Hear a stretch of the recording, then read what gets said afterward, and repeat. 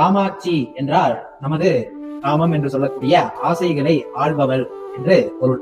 சரஸ்வதி, துர்கை, மகாலட்சுமி என்கின்ற 3 அம்பாள்களின் அவதாரம் எடுத்து பண்டாசுரனை அழித்ததாகவும் அதன் பிறகு காஞ்சிபுரத்தில் காமாட்சியாக கோவில் கொண்டதாகவும் அம்பாளாகப்பட்டவள் 4 கரங்களோடு பத்மாசனத்தில் அமர்ந்து கைகளிலே பாசம், அங்குசம், கரும்பு வில்லும் பூ கணைகளையும் மலர் கணைகளையும் கொண்டு நமக்கெல்லாம் அருள்வாளுக்கு கொண்டிருக்கிறார்.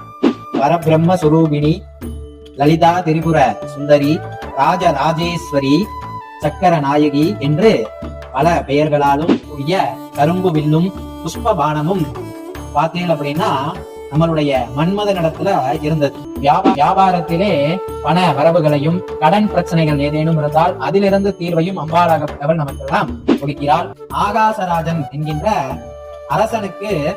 அரசன் நம்மளுடைய காமாட்சி அம்பாளை வேண்டியதாலே மகா கணபதியே அவருக்கு குழந்தையாக பிறந்ததாகவும் அவர் ஆகாசராஜனின் வாரிசாக அவதாரம் செய்து குண்டீர மகாராஜாவாக ஆட்சி செய்தார் என்றும் புராணங்கள் குறிப்பிடுகின்றன. அதனாலே குழந்தை பாக்கியம் இல்லாத அன்பர்கள் நம்முடைய காமாட்சி அம்பாளை வழிபடும் பொழுது பரிபூரணமாக அம்பாளினுடைய அருளாலே அவர்கள் மட்டுமல்லாது வெள்ளி செவ்வாய் கிழமைகளிலே லலிதா சகஸ்ரநாம பாராயணமும் அம்பாள் பார்த்தேன் அப்படின்னா நாம பிரீத்திகாயை நமஹா என்று அம்பாளுக்கு, அதாவது நாம சங்கீர்த்தனங்களை சொல்வதனாலே அவள் பிரீத்தி அடைகிறாள் என்று பொருள். இதற்கு அர்த்தம்